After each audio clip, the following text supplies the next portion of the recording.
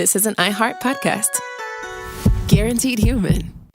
With no fees or minimums on checking accounts, it's no wonder the Capital One bank guy is so passionate about banking with Capital One. If he were here, he wouldn't just tell you about no fees or minimums. He'd also talk about how most Capital One cafes are open 7 days a week to assist with your banking needs. Yep, even on weekends. It's pretty much all he talks about, in a good way. What's in your wallet? Terms apply. See CapitalOne.com/bank. Capital One, N.A., member FDIC. Hi, Kyle. Could you draw up a quick document with the basic business plan, just one page, as a Google Doc, and send me the link? Thanks.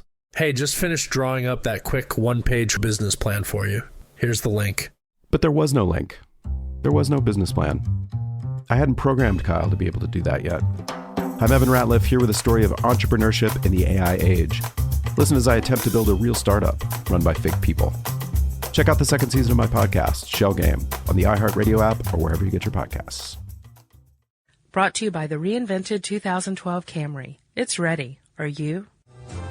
Welcome to Stuff You Should Know from HowStuffWorks.com.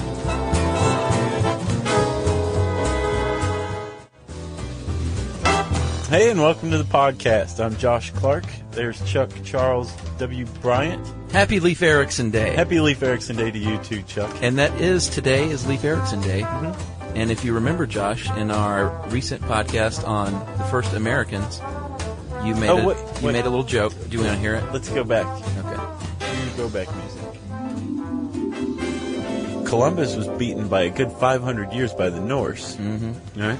Who were in Newfoundland. That's not what we were taught in history in Definitely elementary not. school. There's no Norse Day. No. That'd be awesome, actually. No Leif Erikson Day. I don't think there is. Not in the Not U.S. Here, no. So there you have it. And there is a Leif Erikson Day. Yeah. And we both have a little egg on our faces because we didn't know that. And it is today, and it's very ironic. Yeah. But people that wrote in said, I'm assuming it was a joke that you were saying. I know, that's how we get away with most of the errors. I'm going to write them People all just think back they're and say, funny. you caught it. You caught Gotcha. the joke. Yeah, there was actually one guy, if you love delicious irony, who said he was making his Leif Erikson Day Viking hat while he was listening to that podcast. Yeah, pretty cool. Where the Clovis the first American. So, yeah. As you said, happy Leif Erikson Day to you, Chuck. Yes. So, now for your intro, which I'm sure you had planned before I eviscerated you. No, you pretty much, you eviscerated me, did you? Really? Maybe. Slightly. Okay. Well, Chuck, how old's your house, man? My house was built in 1932, I think. 1931 or 32. Very nice. Old house. Yeah. The one I live in is from 1920, I believe. You always got to show me up. I know. I'm sorry, buddy. Okay. It wasn't intentional. You own, I rent. How about that?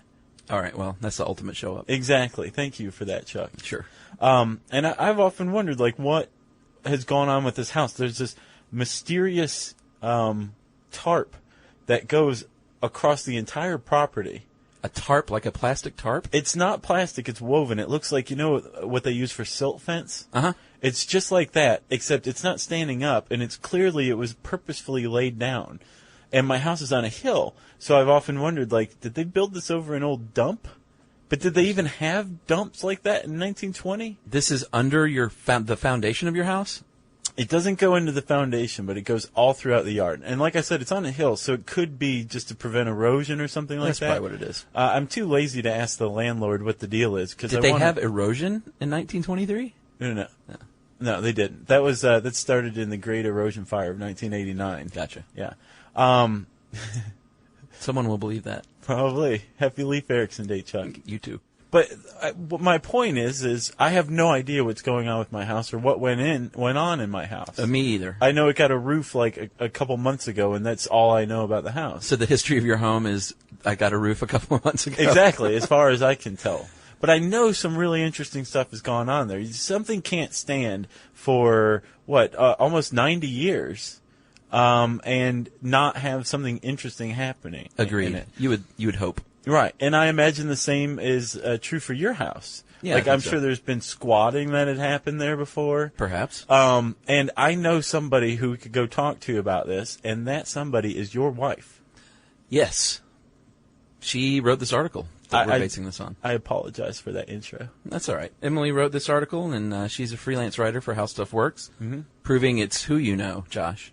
Agreed. In order to get jobs. To some extent, yes, especially if who you know is hands down the finest writer at HowStuffWorks.com, and also has the finest hair. She knows Robert Lamb. So, Chuck, let's talk about this. Why did I just mention your wife? Take it, Chuck. I'm trying to keep it on you. I thought we just said because she wrote this article. Oh, okay. I wasn't listening. How to find the history of your house Gotcha. on HowStuffWorks.com. What did she come up with? Well, Should I just get Emily in here? yeah, we probably should actually. Okay. She can teach you how to make soap and how to find the history of your house all at once. Well, there are certain steps you can take, and we're going to go through those right now. Starting with talk to your neighbors. This new neighborhood, the neighbors, I don't know anybody. I don't talk to anybody. I mean, Right. You mean I just moved in a couple months ago, but A classic neighborhood, though, that you live in. it is very much so. And I assume that the neighborhood would be much more community oriented. Everybody's kind of doing their own thing, Right. Everybody like kind of says hi when you're passing by, but it's also a thoroughfare for people to get from one place Sure. to another. So I think that kind of lends this transient nature to it. Right, to get people speeding through your neighborhood. Right, exactly. And everybody's a stranger because of that. Yeah. At the last neighborhood, it was off of a major thoroughfare, and it was kind of isolated, and everybody knew each other. It was really cool. It Right. reminded me of a neighborhood that you'd live in as a kid, because you'd go out and play, except playing involved like heavy drinking, Right. that kind of thing. But like you had friends in the neighborhood, right? Uh-huh. It was cool like that. But there were some neighbors that had lived there since the 70s that I knew of, and had spoken to. They weren't old timers, but they were. Right. I guess they had grown up there a little bit. They were like, "Yeah, this place used to be a hotbed for meth." There's I found out that there had been a thriving meth lab just a couple doors down from my house, my old house. Yeah. The one in East Atlanta. Yeah. Wow. Yeah. So So that's you troubling. can learn some interesting stuff about your neighborhood. You sure can. Yeah. Just by talking to your neighbors. Exactly. So that's step one. Yeah, that's the easiest way to kind of get the ball rolling. Right. Let's say your neighbors, if you try to go up to their house and even if you're greasing their palms with some cookies, they're like, "Get off my property." Yeah. Where do you go from there, Chuck? Well, if you want to start your investigation in earnest with records, you should go find the records, which is at the county recorder's office. Right. And Emily makes a good point. She says that although there's a lot of people who are into digging up the history of their home, Yeah. I get the impression this is a lot like genealogy to some people. Absolutely. That there's not that many resources for old-timey information online. No, you can't find a lot of these court records. They're housed on paper in, the depths of City Hall, usually. And no one has said, hey, maybe we should take the time to scan these and put them online. Right. So what are we going to find at the county recorder's office? Well, what you want to find is the deed history of your house. Okay. You're going to find a guy in Birkenstocks with socks like playing a recorder. You'll probably find that. Sure. You might smell some incense. And you want to get the deeds and trace back the deeds to the original owner. If that's what your ultimate goal is. Right. To find out who originally built or owned your home. You're also going to find on file, and what you would take, I guess, is your plot number or your address. Which And then could you'll change, have though. It can change, which is why it's a good idea to know your plot number. That doesn't change. Right. I would as far say, as I know. actually, if you have a house that's 75, 80 years old, chances are your address did change Yeah. over the years. Especially if they doled it out kind of haphazardly at Sure. first. 'Cause, Parcel it out. The when somebody builds a new house or something like that, nobody likes to be 735 and a half Right. Maple Street. No one. I likes was to be a half. It quarter makes in you feel like L.A. shit. My apartment A quarter? was it was 27 something and a quarter. Huh. Because I was in a fourplex apartment building. I thought below half they just started assigning letters. Dude, this is L.A. I think they have 8s and 16ths. Maybe, I don't People know. just like cramped in Right. linen closets, right? Another thing you can look for, Josh, is have you ever heard of the Sanborn map? I hadn't until I read this, and I went and did a little research on Sanborn, and Give me the skinny by then. God, they were interesting. Yes. The Sanborn Map Company was out of Michigan, I believe, and they serviced, and not in any kind of dirty way, the fire insurance industry. Yeah. Apparently insurance maps were big as a whole back then. Yeah, if you were, located in Delaware, if your insurance company was located in Delaware and you had somebody in Taos, New Mexico who wanted fire insurance from you, what are you going to do? Send some guy out to look at every single one? No. You contract with the Sanborn Map Company Yep. to make maps of 12,000 cities and towns around the United States. Between, and they did it from 1867 to 1970. That's pretty comprehensive. Hand-drawn aerial maps. And these things were detailed, man. I mean, like, they look like land use maps of today. Yeah, yeah. There's not the little tiles drawn in or bricks or anything like that. But I mean, like, they're detailed, like, here's the closest fire hydrant. Here's how many sprinklers this house has. Here's where the windows are. Right. Here's what the building nearby is used for. I was looking at one. I can't remember what town it was, but there was like the foundry or the old foundry, and it said like vacant, and then there's the other foundry nearby. And here's these houses. It's a drawing of a city, right? And they did it all over the place. Yeah. And again, they did it for the fire insurance industry, but these towns also got copies of these maps, and a lot of them have them on file. Totally. And I think because it was for the fire insurance, it was why you get detail like where the windows and doors were, Sure. and I think it also says what materials your house was made of. Right. They also did them in Mexico and Canada. They also did maps on sugar refineries in places like Cuba and whiskey distilleries throughout the country. Cool. Because those things tend to explode. Sure. And the Sanborn Company basically made it so that you can find what your house looked like any time during this period, or what else was around it. It's really cool because they also included street names and addresses. Right. So if your city has a Sanborn map, you are in luck. Yes, agreed. Support for this show comes from Public, the investing platform for those who take it seriously. On Public, you can build a multi-asset portfolio of stocks, bonds, options, crypto, and now generated assets, which allow you to turn any idea into an investable index with AI. It all starts with your prompt, from renewable energy companies with high free cash flow to semiconductor suppliers growing revenue over 20% year over year. You can literally type any prompt and put the AI to work. It screens thousands of stocks, buys one-of-a-kind index, and lets you backtest it against the S&P 500. Then you can invest in a few clicks. Generated assets are like ETFs with infinite possibilities, completely customizable and based on your thesis, not someone else's. Go to public.com/SYSK and earn an uncapped 1% bonus when you transfer your portfolio. That's public.com/SYSK. Paid for by Public Investing. Brokerage services by Open to the Public Investing, Inc., member FINRA and SIPC. Advisory services by Public Advisors, LLC, SEC registered advisor. Generated Assets is an interactive analysis tool. Output is for informational purposes only and is not an investment recommendation or advice. Complete disclosures available at public.com/disclosures. Hi, Kyle. Could you draw up a quick document with the basic business plan? Just one page as a Google Doc and send me the link? Thanks. Hey, just finished drawing up that quick one-page business plan for you. Here's the link. But there was no link. There was no business plan. It's not his fault. I hadn't programmed Kyle to be able to do that yet. My name is Evan Ratliff. I decided to create Kyle, my AI co-founder, after hearing a lot of stuff like this from OpenAI CEO Sam Altman. There's this betting pool for the first year that there's a one-person billion-dollar company, which would have been like unimaginable without AI, and now will happen. I got to thinking, could I be that one person? I'd made AI agents before for my award-winning podcast, Shell Game. This season on Shell Game, I'm trying to build a real company with a real product run by fake people.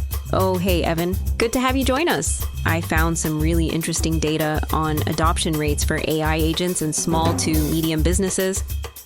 Listen to Shell Game on the iHeartRadio app or wherever you get your podcasts. The other thing you can do is, well, if you are able to trace the deed back to the original owner, you can go to the internet then if you've got a name. It's always worth a try.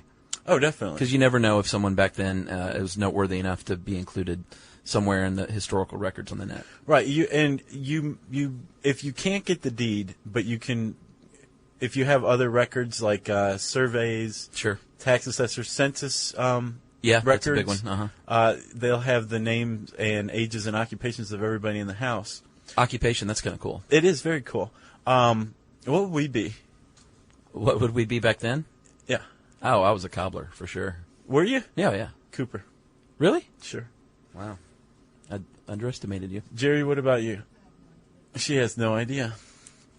And also you can find the occupations of the people who own the house through a reverse telephone book. Yes, the Polk reverse telephone directory. Yeah. Did you know about these? I had no idea. It's just such a smart thing, and it sounds so old-timey. Reverse telephone directory. Yeah, and that means you can search by the address if you don't have the name. Right. You search by address, and then it takes you over to the name. And that'll be at your library. So now we've moved on from the county Oh, courthouse. I'm sorry, I forgot to tell everybody we're at the library. We're now. at the library over now. here. That's why it's so quiet. Yeah. So that's where you can find the Polk directory, and that's where you can find the occupation, which I think is probably one of the more interesting things. Well, you can in the census records too. Well, what if you can't find it? All right, so now you've got. We're in the library still. Oh, so, that's right. Sorry. Now you've got the name or one of the names of one of the homeowners who lived in the house before you. Yes. Now it can get interesting. Right, because I suggested the internet. If the internet comes up empty, which it likely will, or not likely, but it may. It might. That means you need to look at something called microfiche. Yes. And if you're under, I'd say probably 30 years old, you probably have no idea what microfiche is. So microfiche is it's microfilm. I don't know why they call it microfiche instead of microfilm. Someone will know, and we'll find out. Yes. Basically, it's a ton of information on a very tiny strip, and you use a little magnifying glass. Actually, it's not a little magnifying glass. It's kind of big. It's housed in a machine. Right. You can spin through. You got this cool little dial. It was It's so super awesome. old-timey. And you can spin through and find newspaper clippings. Yeah, right? you used to use it, I'm sure, too, right? In the I early have days before. of research? Yeah, I was never a microfiche whiz, but I have used it. It's pretty fun. But you have to cross-reference it. Like, you look for what you're looking for, and then Right. you go through, like, a decade of newspapers on one film. Right. And you can find press clippings about the whoever's owned your house. Yeah. You might find that there was a murder there, or that there were several murders there. Right. Because, frankly, Chuck, isn't that what everybody who's doing a house history is ultimately looking for? You know what's funny? I should show you my note right here. The real reason is to find out if anyone's been murdered there. Exactly. That's the number one reason I would say anyone would look at their house history. I would say let's cut to the chase, but, man, it took us a long time to get to the ultimate point. I know. Yeah.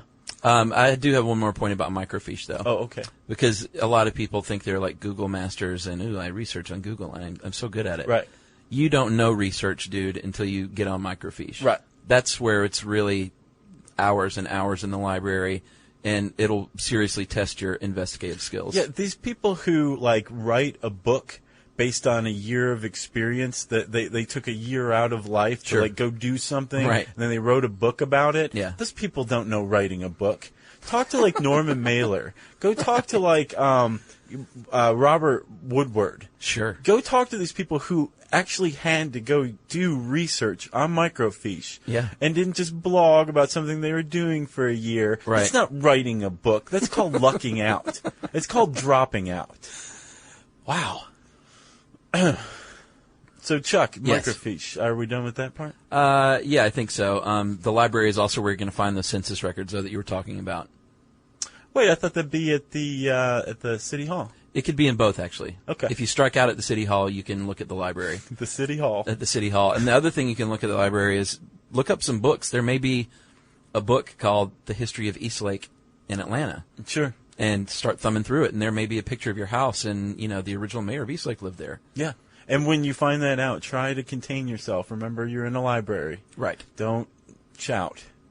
Funny you should bring up Eastlake, Chuck, because, number one, that's where you live. Indeed. And number two, Emily wrote about Eastlake. She did some research on Eastlake, right? Yeah, I think she, in order to write the article, she just did a little digging around about her own hood to kind of live the experience, maybe. Well, and she found out some pretty cool stuff, actually. I had no idea. She did. Eastlake is probably best known now as the home of the Eastlake Country Club. Old country club, host of the recent PGA tournament there. They've been hosting it for a while, right? Yeah, they usually have one tournament there every year, but now I think they finish the season there every year. Oh, okay. Or at least for now. So Tiger Woods was just in town, huh? He was right across the street from me. He's got a foul mouth. He does, actually. And I was able to make a couple of $100 parking cars in my yard. That's right. Last year, Chuck set up a Bloody Mary stand in his front yard and was able to sell one before the cops came and took the joint down. Chuck Bryan is what we call a hustler. I thought that was a sterling idea. It was a great idea, except, you didn't have a liquor license. Yeah, that was the only rub there. So, yeah, I was shut down toot sweet. So, Eastlake, as it turns out, back in the day, the turn of the century, it was a farm 5 miles outside of the downtown center of Atlanta. As was most of America at the turn of the last century. Absolutely. We should say the last century. Sure. And it had 2 creeks and a 5-spring watershed, and the owner of a streetcar company in Atlanta bought this farm. He dammed it up and created a lake and like a beach community around this lake. Yeah. And An built old-timey beach community. Yeah, built hotels, and it was actually one of the first quote-unquote suburbs of Atlanta, which is funny because it's the suburbs in Atlanta now are 40 miles away. Yeah, if you're a fan of urban sprawl, you're going to love Atlanta. Yeah, but Eastlake is Atlanta now. It's not considered by any stretch of the imagination. Oh, very much so. 5 miles from downtown is like that. It's just a neighborhood. Although I suspect with traffic the way it is, it takes as long to get downtown from Eastlake these days as it did in 1900. No, you kidding me? No. You just shoot down to Cab Avenue, it turns into Marietta, and you're there. You're crazy. So the horse and buggy, that was quicker, you think? Yeah. Okay. Now you have hopefully found out the owner of your house, the original owner. You've gotten some information, and you may have gotten some information on the building of your house. Because you said the reason you would really want to find out to see if anyone was killed there. There are other reasons, too, like you were talking about architecturally. Mm-hmm. There's all kinds of architectural oddities many times in these old houses. Definitely. That don't make any sense unless you find out the history of the home. Yeah, Emily says that you might find out that your kitchen is where your living room used to be, which explains some of the odd angles. Was she talking about your house? Or was that just out of her No, actually, imagination? we don't really have anything that odd. No. Except for the flooding issue in the basement, which I can't figure out. But, like, something more interesting. Let's say you have a window in your this little tiny closet, and you think, why would there ever be a silly little window there? And then you find out that it was a backroom distillery during Prohibition or something. You never know. The house I grew up in as a child in Toledo had a secret passageway. No way. I kid you not. In the back of a linen closet, which the walls in the back were painted black.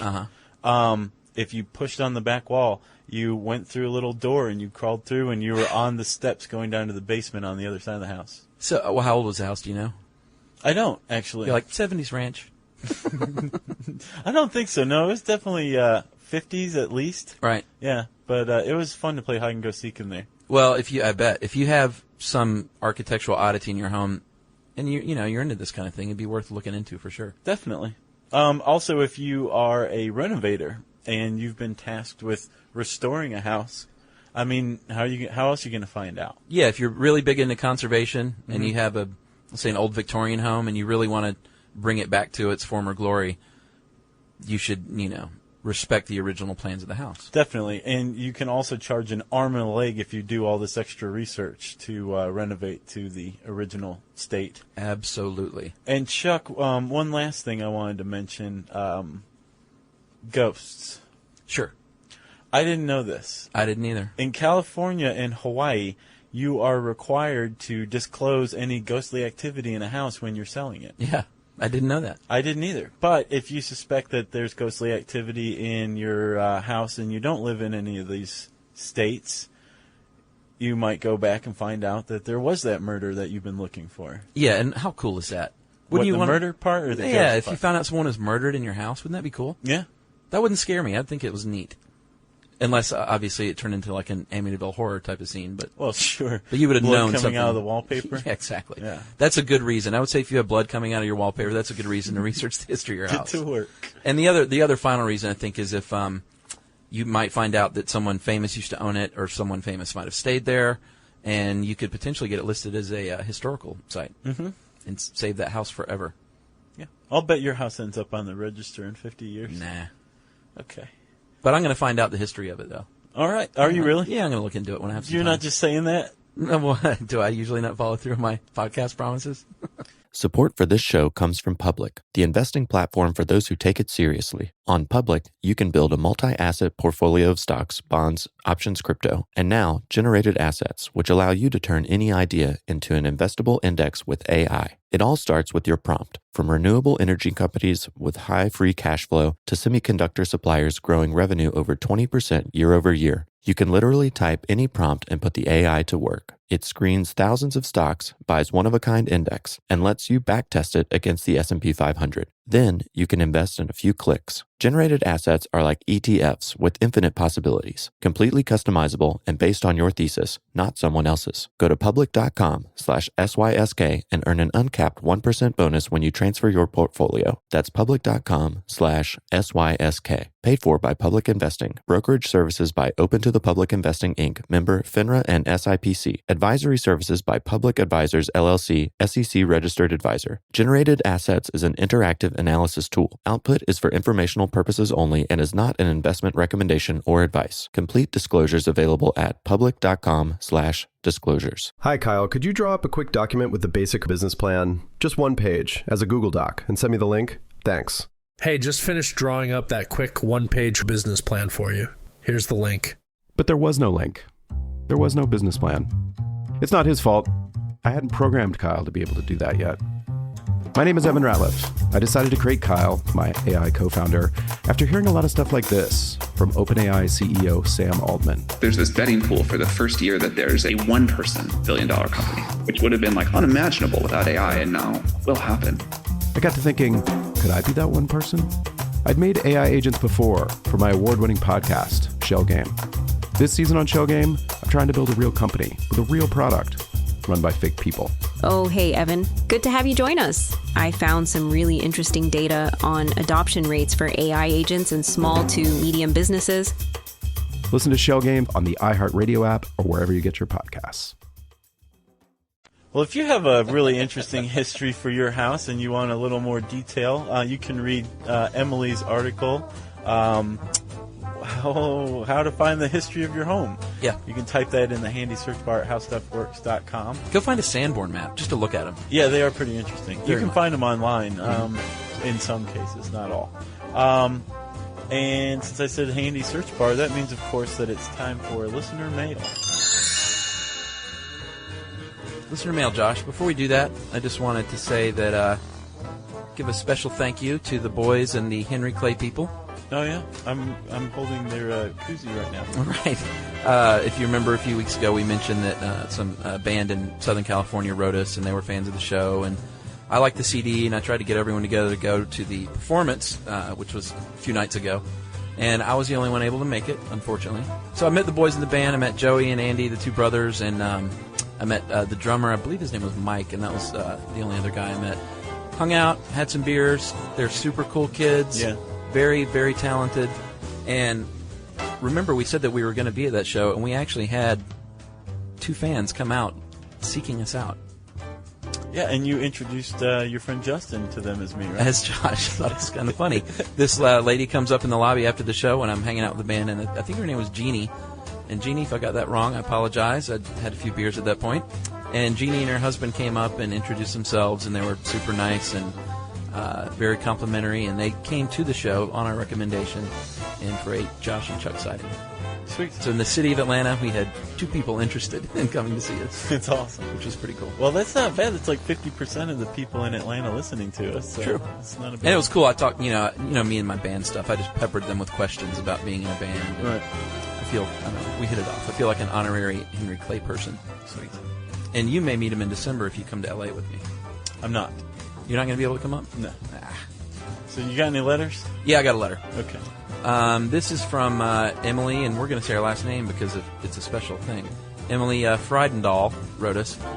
I've been a big fan of the podcast since I discovered them in July. I was working a temp job, filing and making binders for 8 hours at a time in a back room of a lighting company. Well, not fun. The podcast helped her get through all this. We get a lot of these emails, people with boring jobs. And she thanks us for that. And then she says, in fact, it got me so excited about how stuff works and the topics you covered, I decided it would be kind of a dream gig to be able to write some of the articles that you cover. So I went online, submitted materials to be a freelance writer, and I just found out a few hours ago that I was accepted. All right, she's a colleague, huh? She's a colleague. That's Emily is awesome. now a coworker, and she says she can't wait to start rolling on a project and have you guys to thank for inspiration and for helping me put myself out there. And I emailed her a few times and told her congratulations, welcome aboard, and we'll try and pick out one of our articles to podcast on. That's awesome. Congratulations, Emily. So she's a coworker officially. Sweet. Chuck, is that the only letter you got? Yep. Okay, let's plug Kiva. Yeah, go ahead. So Chuck had the bright idea of setting up a Kiva.org Stuff You Should Know team. And if you're not familiar with Kiva, it is a micro-lending website. It's a nonprofit, meaning you don't get any return on investment, but you do get your investment back. If you choose. And loans as small as $25 go to fund bigger loans for entrepreneurs in developing countries. Uh-huh. And we talked about it on the micro-lending podcast. If you want to familiarize yourself with that, you can go listen to that one. It was pretty good. So you can go to www.kiva.org/teams/stuff-you-should-know, and you'll come to the Stuff You Should Know Nations team page. Mm-hmm. You can donate whatever you want, as little as $25. And like I said, don't forget, this is repaid. The loan is repaid. Right. They also have gift certificates on Kiva.org, and it's a really good cause. Yeah, and we've already got $750 donated. I know. And like 20 team members. Uh-huh. And we're stoked, and we want to call out again the lousy Colbert Report. And Did you see that warning email we got from somebody? Yeah, it was great. like, do you know what happens when you call out Stephen Colbert? Yes, you get his attention, which is exactly what we're trying to do. So we're calling them out as lousy fans who are cheap, and we want to bury Except for them. the ones that cross over between that we share. Of course. So we want to beat them and get their attention and challenge them to a Kiva off. So if you have an interesting story about your house, if there's a murder there, Chuck and I definitely want to hear about it. Have any suggestions about the Kiva team, let us know. Or if you just want to say hi, unicorns, tornadoes, torpedoes, any of that stuff, send in an email to stuffpodcast@howstuffworks.com. For more on this and thousands of other topics, visit howstuffworks.com. Want more How Stuff Works? Check out our blogs on the howstuffworks.com homepage. Brought to you by the reinvented 2012 Camry. It's ready. Are you? At CVS, it matters that we're not just in your community, but that we're part of it. It matters that we're here for you when you need us, day or night. And we want everyone to feel welcomed and rewarded. It matters that CVS is here to fill your prescriptions and here to fill your craving for a tasty and, healthy snack. At CVS, we're proud to serve your community because we believe where you get your medicine matters. So visit us at cvs.com or just come by our store. We can't wait to meet you. Store hours vary by location. Hi, Kyle. Could you draw up a quick document with the basic business plan, just one page, as a Google Doc, and send me the link? Thanks. Hey, just finished drawing up that quick one-page business plan for you. Here's the link. But there was no link. There was no business plan. I hadn't programmed Kyle to be able to do that yet. I'm Evan Ratliff, here with a story of entrepreneurship in the AI age. Listen as I attempt to build a real startup run by fake people. Check out the second season of my podcast, Shell Game, on the iHeartRadio app or wherever you get your podcasts. This is an iHeart podcast. Guaranteed Human.